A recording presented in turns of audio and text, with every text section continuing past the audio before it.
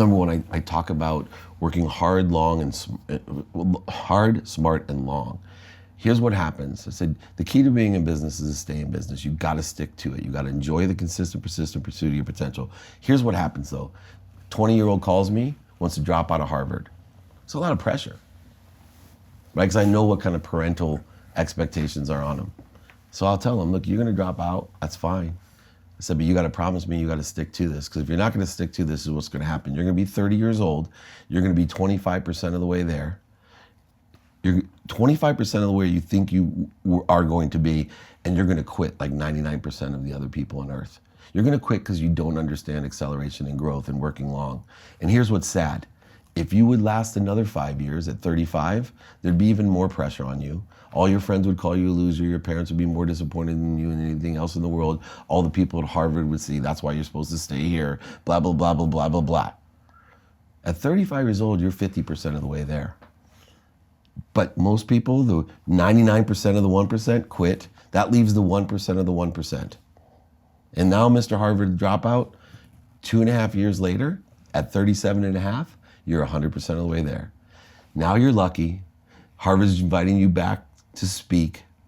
They're climbing onto you. All the people that smirked, laughed at you now are applauding you.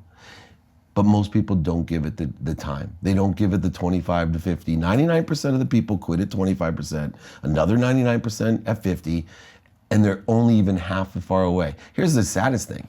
In a year and 3 quarters, before you're 40, you're 200% of the way there. 7/8 of the year, you're 400. 7/16, you're 800. 7/32, and so on and so on. That's how Bezos made $100 billion.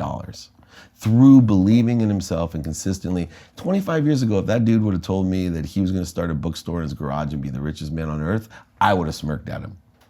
But he understands the enjoyment of the consistent, persistent pursuit of his potential. You just stick to it. The best piece of advice is literally enjoy the consistent, persistent pursuit of your potential. Always stay in business. Even today, when I woke up, the first thing I checked was the math of my businesses. Make sure I'm in business tomorrow. If I guarantee I'm in business tomorrow, I'm going to experience acceleration and growth, lessons. The lessons are going to keep on coming until I learn them. They result in pain when I haven't learned them. I'm going to forget every lesson I've ever learned. I know that. But I have the power to remember it and more power to access it than ever before. Everything's about lessons, just like my mom taught me way long ago. Just be accountable. How did I attract this to myself? What am I supposed to learn from it?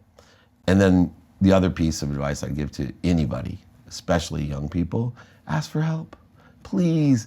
I love to help people. You love to help people. There's no greater honor than someone telling me, man, I really respect what you do. Can you help me? I love to help people that want to help themselves too. Good point. I don't want to just help them. That's the paperclip philosophy. Have you ever heard of that? No, tell me. I think so many people probably hit us up for help. Yeah. Well, that doesn't mean that every single person is like, Dave, can you read my business plan? Can you, whatever it is. I always ask for something. Because if I ask for something, 99% of the people, like you said, aren't willing to help themselves.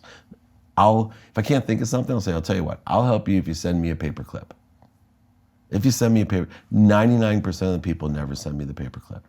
So I know they're not going to help them. If they're not even going to do that, and so it's really helped me out to empower other people to see and to qualify that's why, it'd be easy for me to say I'm going to impact 1 billion people. I'm really impacting 1,000 to impact 1,000 to impact 1,000.